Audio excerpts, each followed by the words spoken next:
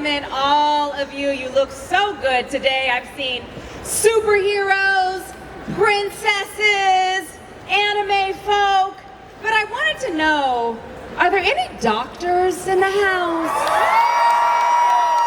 Doctor. Okay, I won't start singing. Did anyone see if a TARDIS was parked out front of the number 10 with a number 10 on it? Anyone know? Yeah, you may have seen one. We have a doctor for you. And a rose. Let's welcome our moderator, Tiffany Babb, for this amazing Doctor Who cast reunion. Come on up here, Tiff. Hello, everyone. Hi, Doctor Who fans. I'm so excited to be here today. We have two extremely special guests with us. In fact, they're so special they need no further introduction. Please put your hands together for David Tennant and Billie Piper.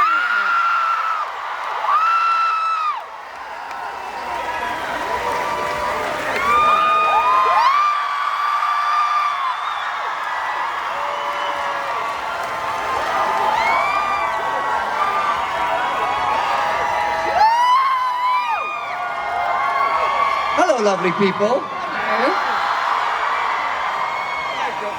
It looks like people are excited to see you. This is very nice. This feels this feels like the UN or something. It's a very big crowd. It is. Thank you all for coming today. First things first, what is it like to be back on Doctor Who? For both of you. David? Well, I'm not back on it, as far as I know, unless you're about to reveal something to me.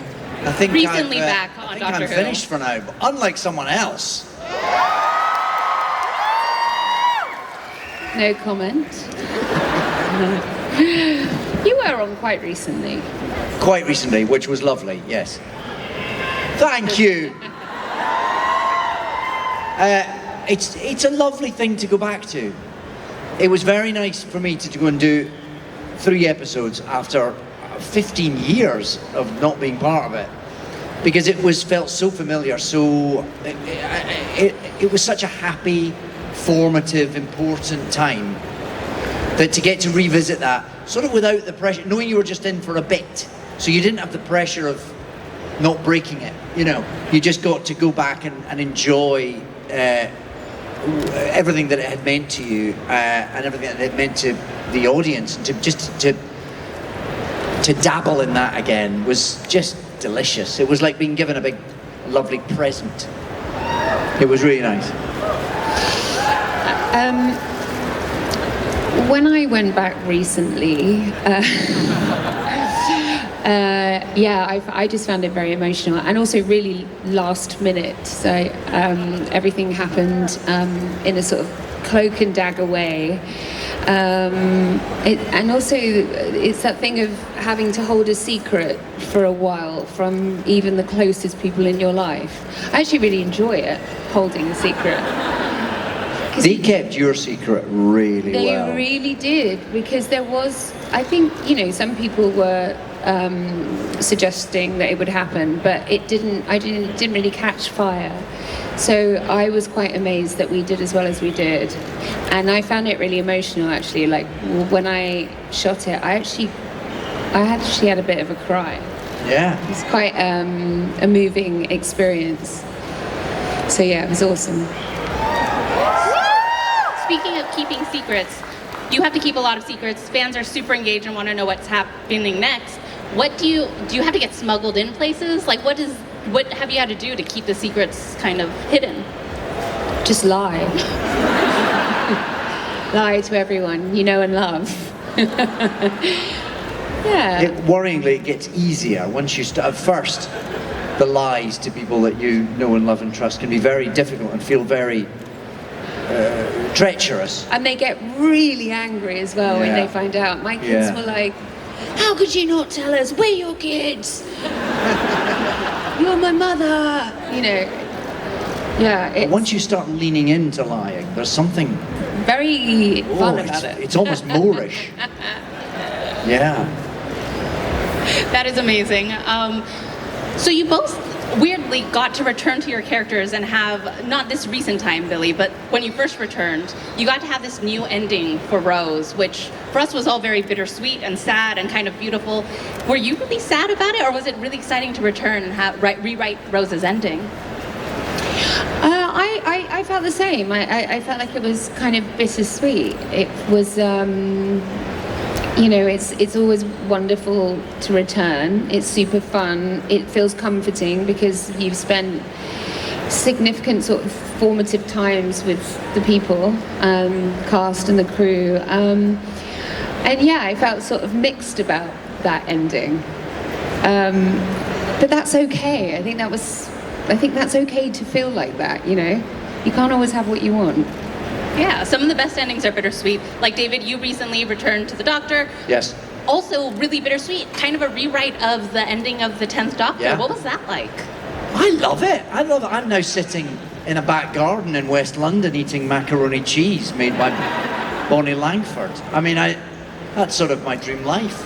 I thought it was lovely and unexpected. And when it's a character that's been around for all these years and that so many stories have been told, not just on TV, but in novels and comic books and audio dramas, and this character has been examined and re-examined and speculated on, and to find a new sort of story to tell and to give a new ending to one version of that character, I think it's fantastic. I think it's a lovely way of just keeping that legend a bit fresh. Because Doctor Who has such a long history and so many people have worked on it, there's a lot of Who alumni out there. Do you constantly run into people who have worked on Doctor Who on your current projects? I guess so, yeah. Do you? Yeah, no, you do. Well, I now do a show called Rivals thank you. And my wife on that is Claire Rushbrook, who was an astronaut with me in the Satan Pit 20 years ago. We spent Oh my God! We spent a week of night shoots. Yeah. I was just thinking, when was she in? Yeah. We spent a week of night shoots in a quarry, freezing to death in spacesuits, and now we have this lovely big house in the Cotswolds together. She's wonderful. That does happen quite a lot. Yeah. I'm just trying to think. Is there any? Am I missing? I don't know that I have. I don't think I have worked with the same people over and over. No. I mean, I have worked with the producers a number of times, Yes. Which is really comforting to me since I've known them since I was, I don't know, like 21. But yeah, maybe some of the crew mostly, but I'm not sure my paths have crossed with any other actors, but I'm sure I've got that wrong. So you mentioned 20 years, David, which is why I'm going to ask this. Your original time on Doctor Who was about 20 years ago now. I know, isn't that ridiculous? It's like yesterday, right? Well, it doesn't make sense mathematically. Because I'm now 34, I think. And I'm 24. Yeah. We were much younger than you would have thought when we did Doctor Who. 4-year-old and a 10-year-old. We were still at school. What are your favorite memories from that time? Well, that's a big question. Yeah, I mean, I suppose it was my first big acting job. So for me, it was my first experience at going to work every day and finally doing something I really loved.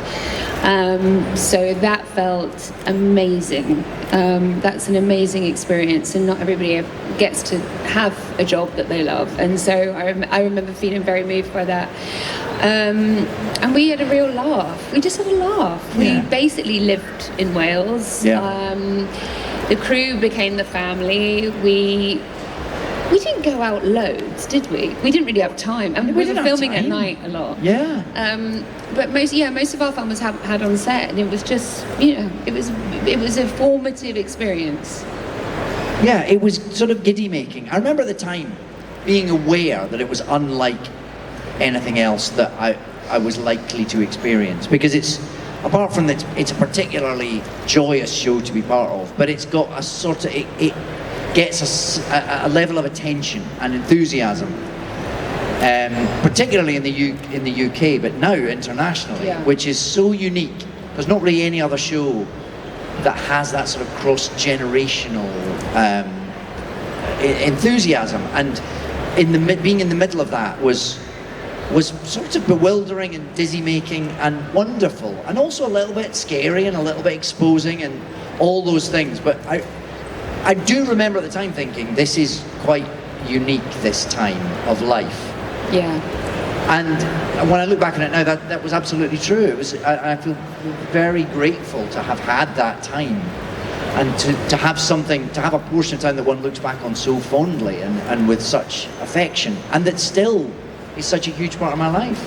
You come here and everyone's, giddy about it, and it's wonderful. Yeah.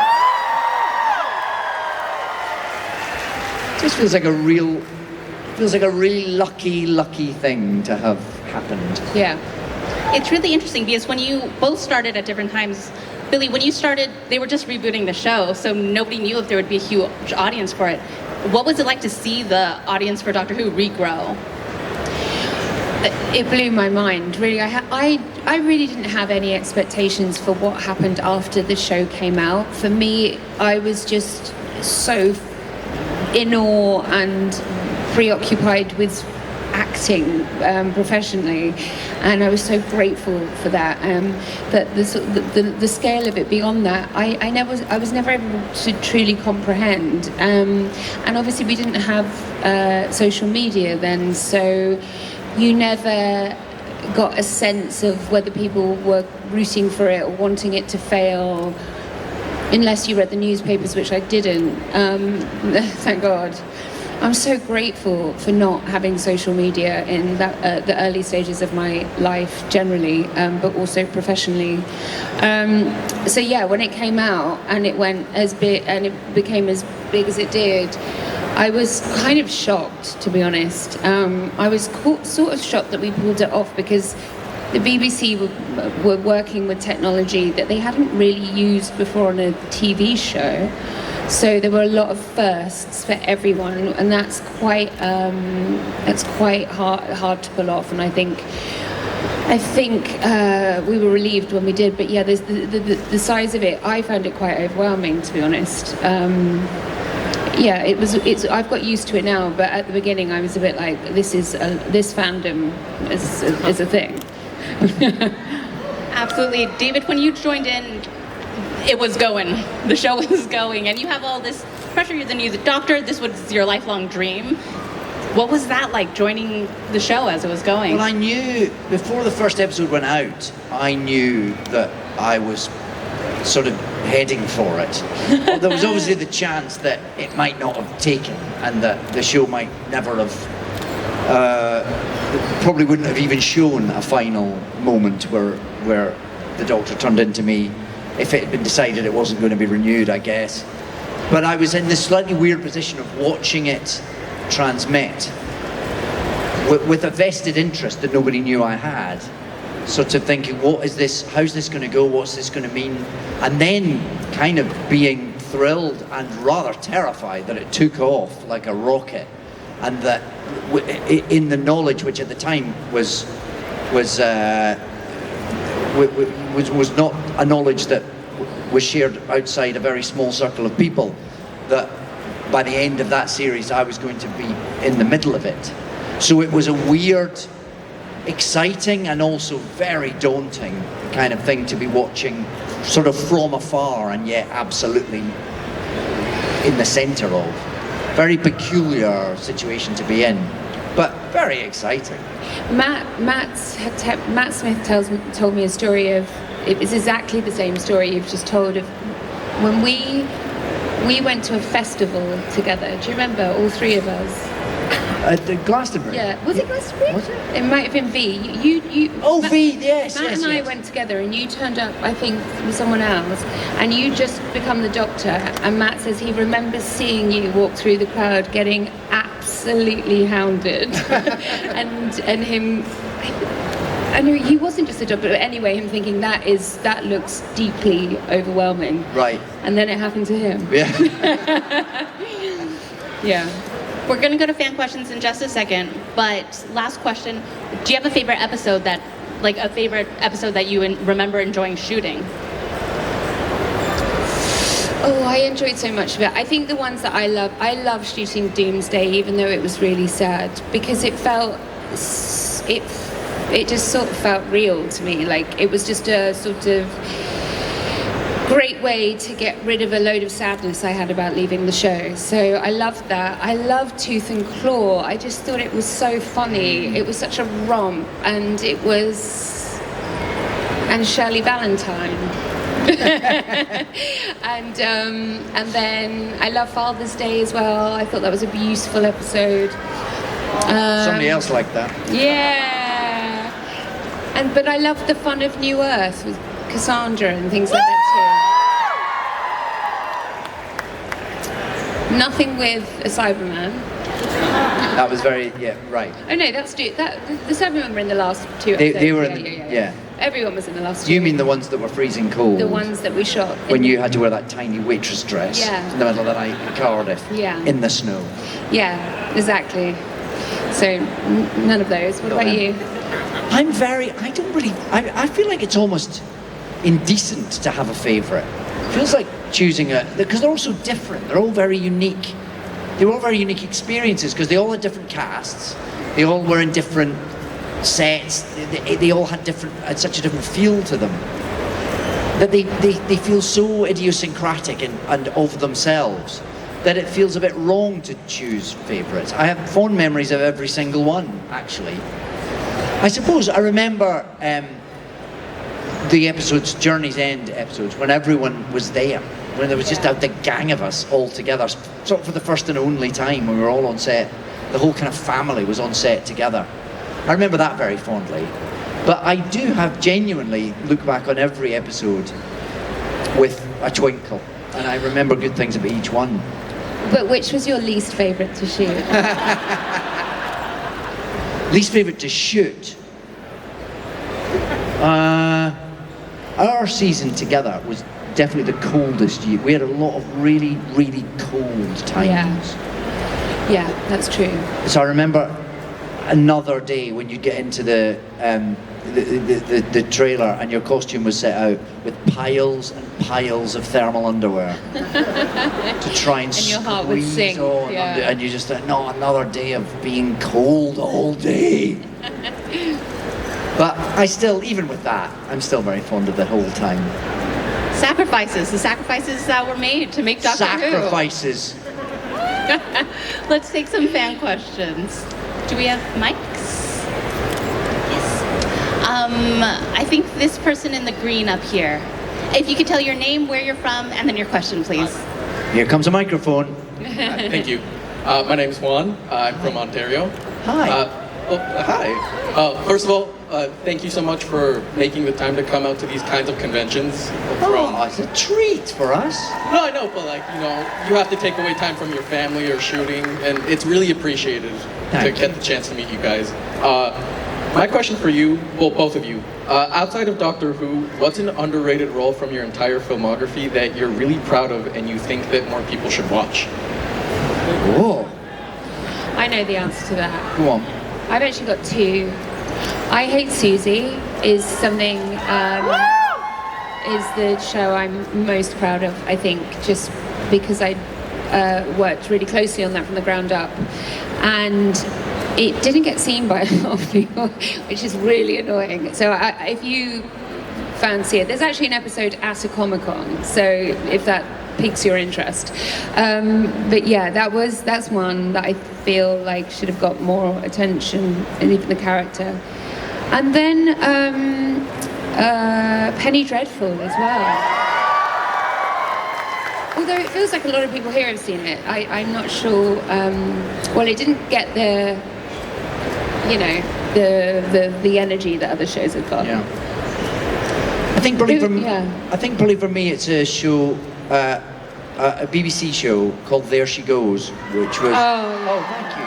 I love that. That was amazing. I thought it was really special because it was it was sort of autobiographical for the writers. They wrote about their life, which is they have two children, one of whom has as a very special set of special needs, and they write about that and how difficult that is, and they're very honest about that, and they're very it's very truthful. Sometimes it's almost unbearably truthful. It's also very funny and full of love, but sort of unstintingly honest about how difficult that can be. So it's also about, more generally, it's about a specific set of family circumstances, but it's also about parenting, more generally, actually. And I think it was beautifully written, and it was very well received. But it was on BBC 4, which is a tiny channel back home, and then eventually it moved on to BBC 2 and got a bit more attention. But I just think it was such an honest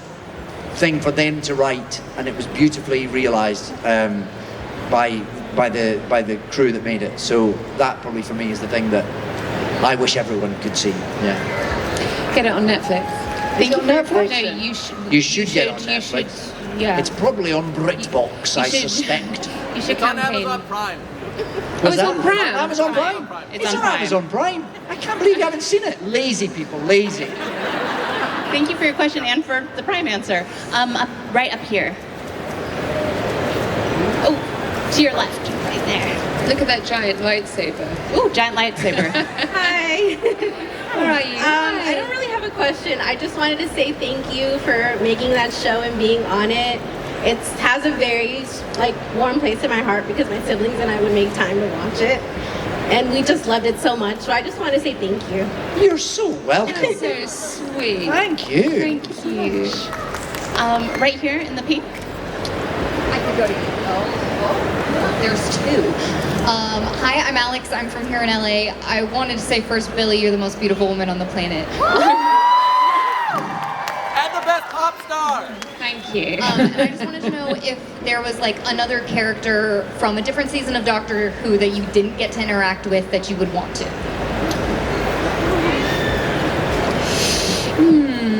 I got to do a bit of stuff with Matt, I suppose, but I probably would have liked a bit more just because he's a really close friend of mine. So time with him would have been very fun. I don't know anybody. I mean, yeah, I think it would be Matt. I think he would be my choice. A few episodes with him would be nice. Sorry. You could call that a betrayal. No, I would like to have done more with Matt as well. Actually, I got to do an episode with Matt. Really? Yeah, but it was such fun. He's so great to play with. For me, I've got a very specific answer to that, which is someone, because I grew up watching the show, so I'm an old school fan. And one of the very exciting things for me was when I got to work with Elizabeth Sladen, who of course I had grown up with. She was the Rose of my childhood. So to work with her was amazing. And then she did her own show called The Sarah Jane Adventures. And I went and got to do an episode of The Sarah Jane Adventures, which was great fun, as the Doctor. But in the original script for that, the Brigadier was going to appear, played by Nicholas Courtney, who of course, again, I'd grown up. He was part of the show when I was a kid. And the idea that I was going to get to do more with Liz, who by then I knew very well, and she was just wonderful. And that I was going to get to be in an episode with the Brigadier as well. And then just before we started shooting it, unfortunately Nicholas Courtney took ill and wasn't able to be part of it. So that was something that I really regretted, that I never got to be on screen with him. Thank you so much for your question. Here. Oh, there's a child right there with a stuffed animal.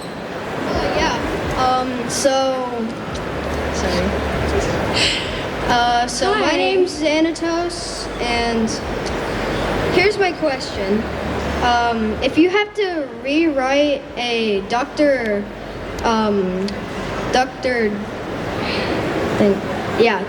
Who episode, what would it be about?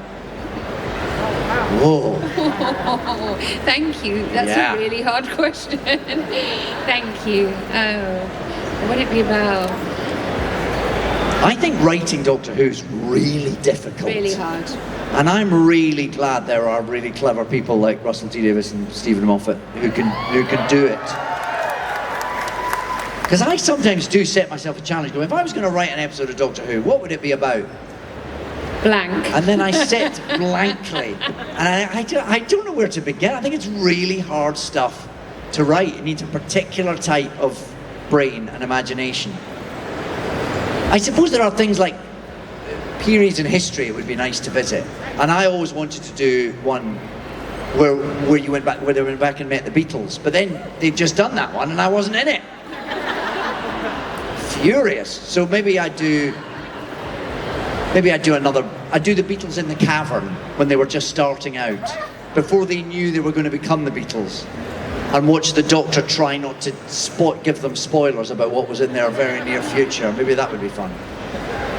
Yeah, I would do a musical one. Yeah. But then they've just done They've done that too. I know. So wait till we go. I would do that. I would love to have done that.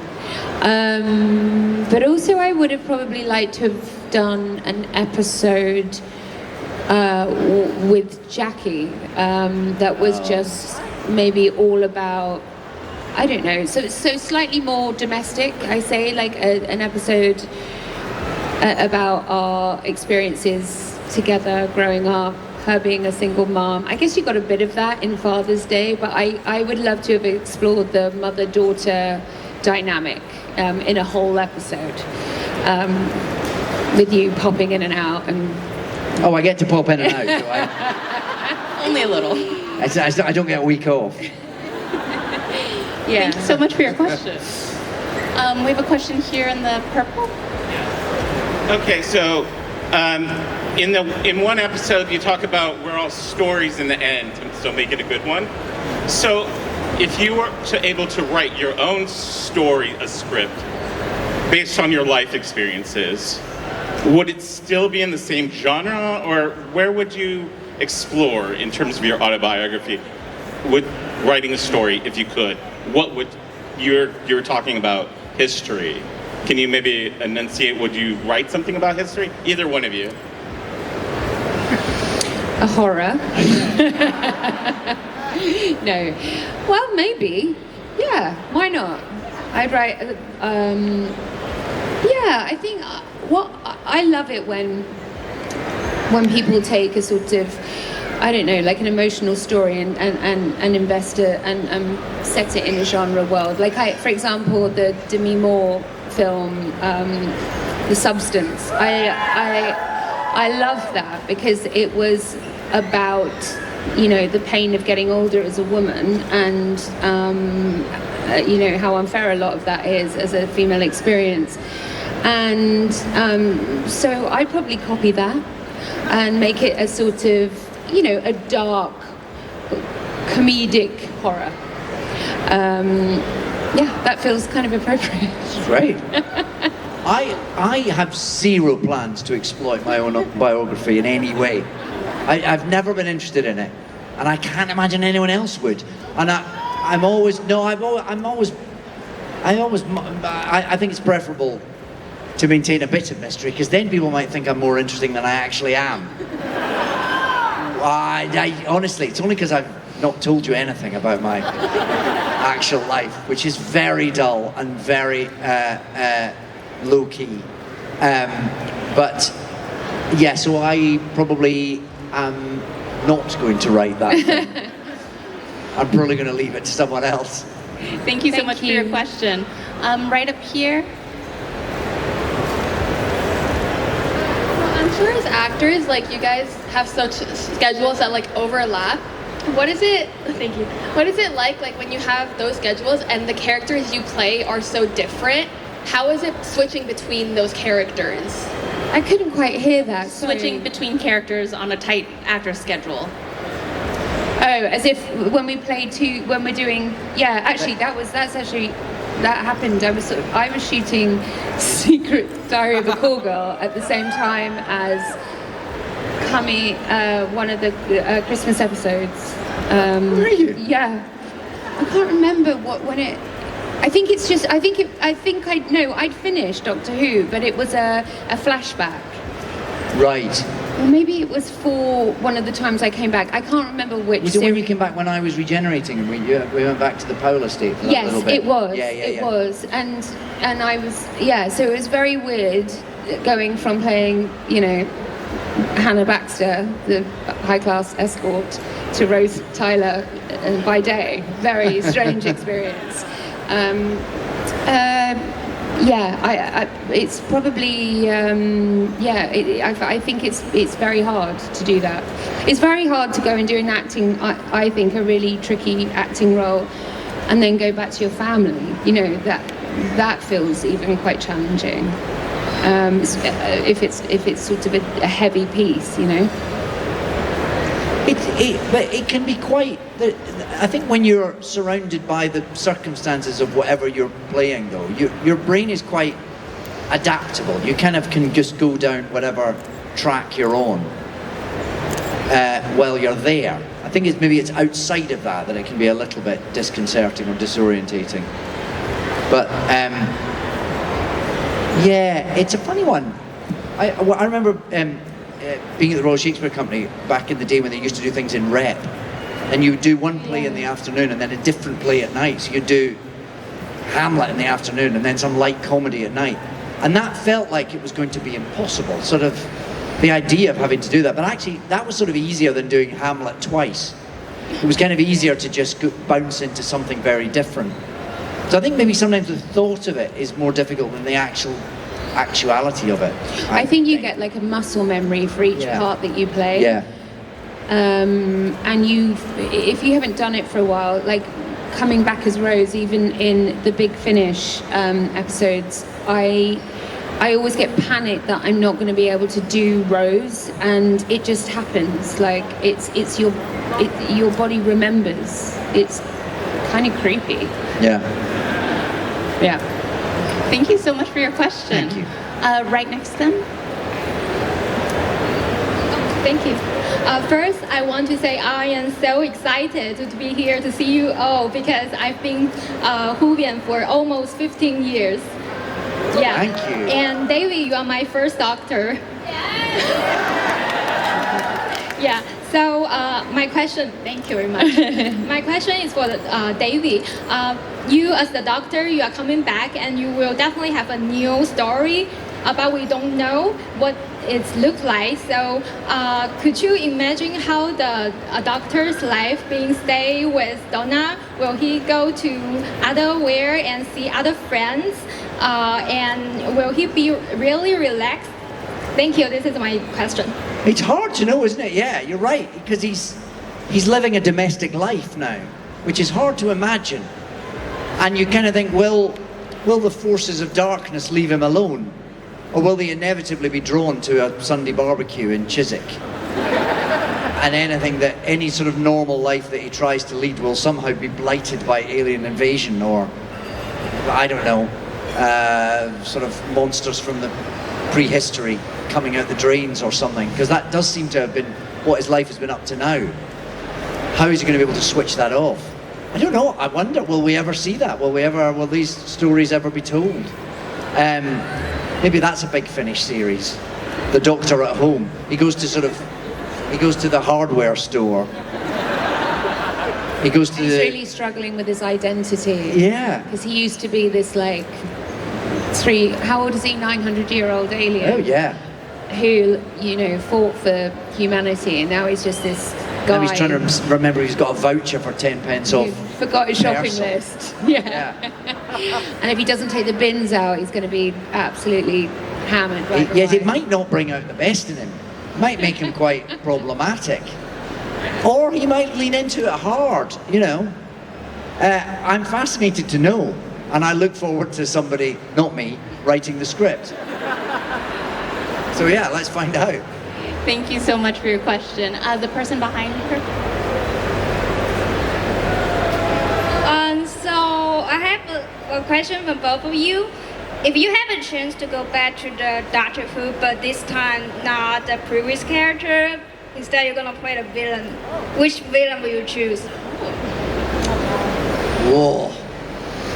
Which villain? If we went back. Yeah.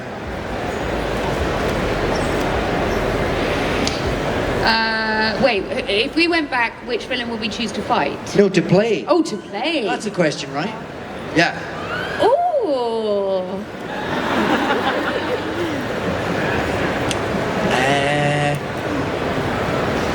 Oh, that's so hard. It is really You mentioned difficult. Cassandra earlier. I feel like that's a good role. Yeah, Cassandra would be great to play. Yes. A full episode of that would be super fun, for sure. But there's possibly a darker one in there. I'd quite like The to go... Master. Yeah, the Master. That would be amazing. I'd quite like to go at the Toy Maker, I think. I quite like the silly voices Yeah, so creepy. involved in that. That was fun. And Neil Patrick Harris was... I mean, he was probably too good. He was amazing. He was really good. And that's the trouble. You're attracted to the part because someone's done it really well.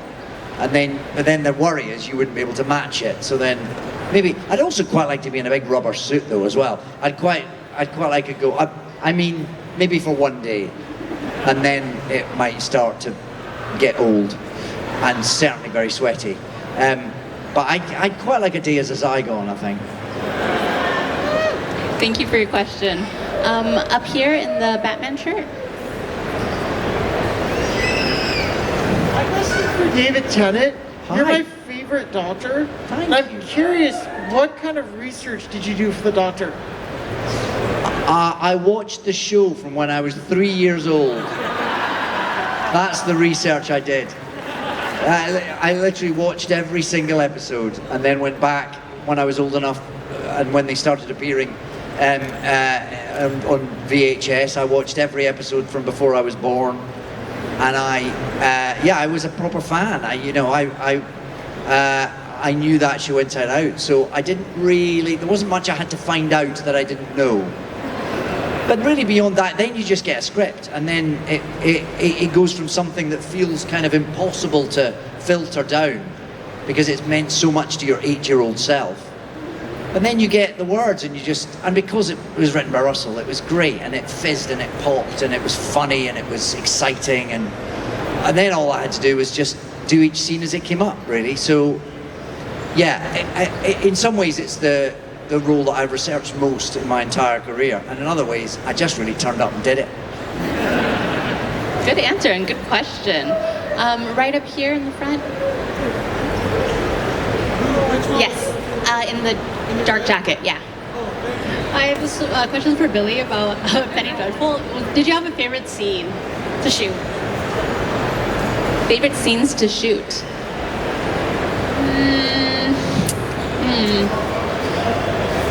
I liked shooting our goodbye on the beach. Even though that was really sad, I loved shooting that. I love being on the beach. I love how moving it was, just in an elemental way. It just felt very powerful as an experience. I love playing. Well, I love the Cassandra stuff. I really, really enjoyed that. Soup and a Sandwich, I loved. You know, the Christmas episode. It's your episode. It's your thing. My arrival. Your arrival. Yeah. I loved all of that. That was great. Yeah. That was very exciting. What about you? A single scene. God, you have so many killer scenes. So many lovely stuff. Favorite speeches as well. But some of me, I mean, that first speech I had where I kind of come out the TARDIS and talk for about 10 minutes. And that bit, I think my favorite joke was when I quote The Lion King without realizing I'm doing it. That was I loved that. And then a sword fight with a Sycorax on the wing of a spaceship. Yeah, that was sort of probably that first bit, because that was the first bit I did, was so kind of overwhelmingly terrifying, but also really fun to do, just because it was Russell's writing was so also good. it was theatrical, wasn't it? Yes, it was. It had You're the right. theatrics You're about it. You know, absolutely right. big long speech, Yeah. a fight. Yeah. In a dressing gown. Yeah. It felt like being on stage, Yeah, I would imagine. That's probably true. I mean, so many though. So many. I mean, the Bad Wolf Beach was a very special moment for sure. And I think about that. And yeah, and that moment, that moment in Journey's End when we're all in the TARDIS together, just flying the TARDIS, all the big gang together. That was fun. But lots. I just love acting flying on the TARDIS. Yeah. It's just watching everyone new come in and watching them do it as well. Hold on! Everyone had their own style. You always had to get a foot up, I always felt. I always You felt did. like unless you didn't have a foot up, it wasn't working. Did you have to coordinate directions? Was someone yelling like, we're going left and we're going right? Or I was think they everyone did. just... I think there was a bit of that, yeah. Yeah, I think there was. We didn't need much encouragement though. We were pretty good at flinging ourselves around. It just used to make me die, you operating the TARDIS. just like watching a kid play in his bedroom. If you were to operate the TARDIS at any time, Billy, how do you think you'd do it? Just asking for a friend. Do you know, I've never once thought about it. Take a break. Take off the break. Take off the break. Step one. Yeah. Thank you so much for your question. Right here in the red. Hi, I'm Talia. I'm from Minnesota, but I'm going to college here in California. And I was wondering if you were able to steal a TARDIS or the TARDIS, when and where would you go? When and where would you go if you could steal a TARDIS? Oh, yeah, I would always go back to my childhood, for sure. And even though I should probably go to massive historical events, and maybe I do that after, but I'd love to go back to my old house when I was a little kid and just watch that. To watch yourself, to see Not yourself. necessarily to watch myself, like to maybe see my mum and dad in the throes of romance. Or, you know, or I don't know, remember my brother being born, or just those things that you just have these tiny moments left, you know, in your mind, but to actually see, you know, the full picture could be both brilliant and also, oh. Yeah. God, that looked really bloody stressful. I don't know, I also sort of feel like the swinging 60s in London would be amazing. I suppose that's your Beatles thing again. Yeah, that's the thing I'm really fascinated with those moments, like the Beatles in the cavern, or the first performance of Hamlet. Those moments that kind of change cultural history. Do they feel like it at the time? I'd quite like to go back and see if it felt special and electric and Or like it just felt something like was another changing, day. or if it was just another sort of Rainy day in London. yeah, another noisy sort of band playing in the you know, in the corner of a club somewhere, or whether you could tell there was something that was going to change culture forever. I'm quite interested in those moments, I think. That's why the Beatles that Beatles film was just so good. So good, because yeah. it was too good to be true almost. It Yeah. felt like it wasn't real. Yeah. Like, how dare you have that level of access? Yeah. And I love that. Yeah. Thank you so much for your question. Right here, let's go here and then we'll. Yes, with the blonde hair. Yeah. Blonde hair, red jacket. Yeah. Oh. Okay, so this question relates to the 50th and 60th anniversary specials. In the 50th anniversary special, there's a character called the Curator, who is the doctor who has retired and returns to old faces. Do you think maybe your character, Mr. Tennant, is the Curator? Do I think that the Doctor is the Curator, or just looks like an earlier version? Your retired doctor, who's with Donna. Oh, I see. Yeah. The one who's in the back garden in Chiswick eating Bonnie Langford's macaroni cheese, then turns into an older, earlier version of himself and becomes the Curator. I mean, that's a very good theory. Yeah. It's a very good theory. What would that mean? Does that mean I play it in the 70th anniversary? Is that what you're saying? Yeah. I don't know. There was never a satisfactory explanation as to quite who the curator was. Was that that I heard? No. No. I don't know. I suppose. Super heavily implied. It was played by Tom Baker, for sure. I don't know. It's an interesting theory. But again, I'm not writing the scripts. Thank God. Yeah. Thank you so much for your question. I think there was someone over there that people are pointing at. Yes. Move backwards. My name is David, and I am fascinated with the character of Doctor Who. I love the imagination, and I love how it's really inside of the family story now, and how the shows themselves are really able to match the show and the feelings of the family and the creativity and all of the things that come together. And then all of a sudden, bam, there's an emergency. And the doctor comes in and he knows exactly what to do. And I really enjoy how that works. But those flashbacks and then flash forwards of the doctor, I want to know kind of how,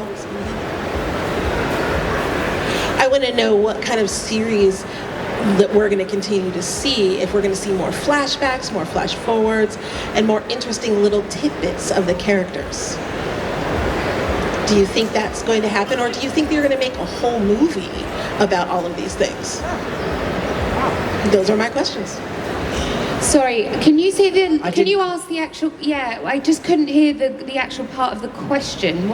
Sorry, it's just because I think the mic was not as loud as it could have been.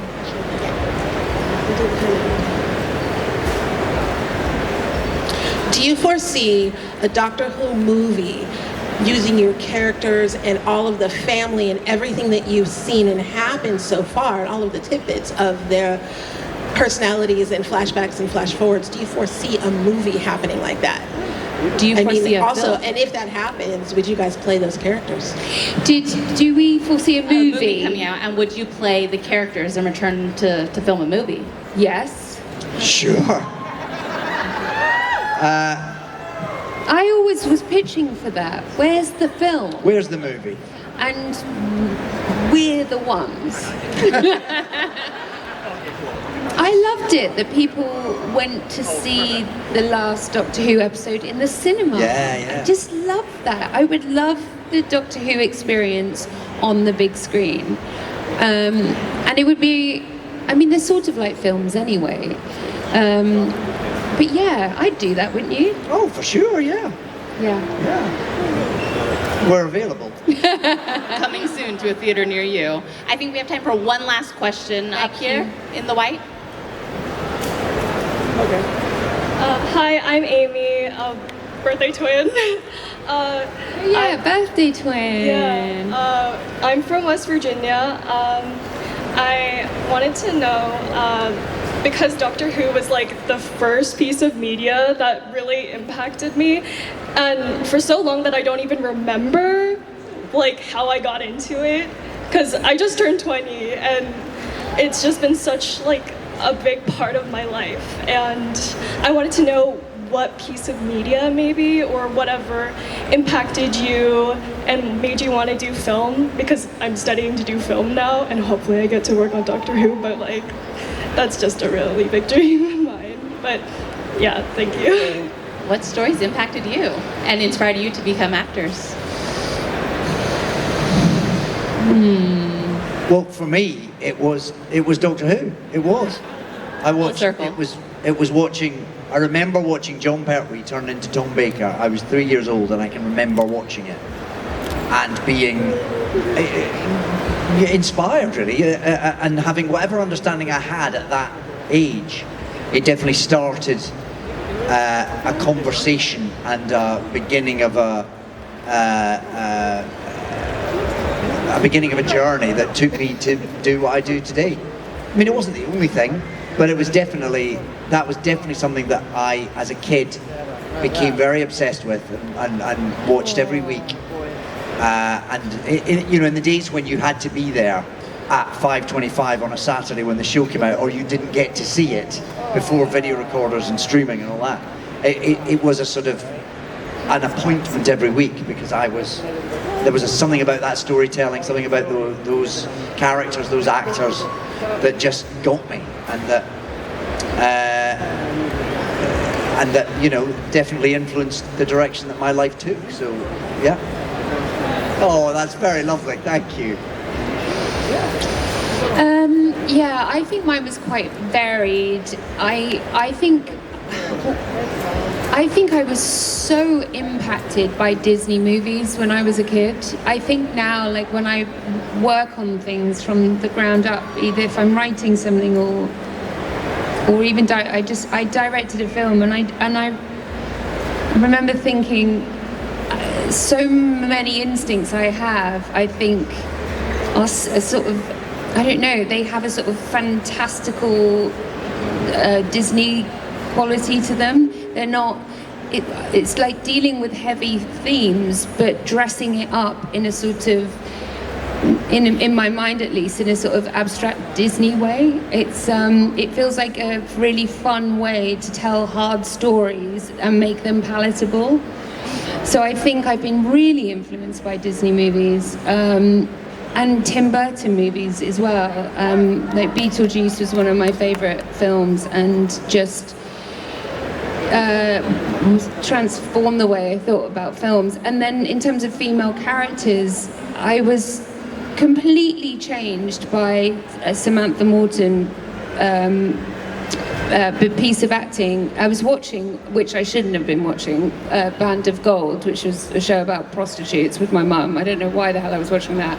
Anyway, I remember seeing her do this performance, and I was so moved by it. And I'd not seen women behave in that way before, because, I've been watching Disney for the last 12 years.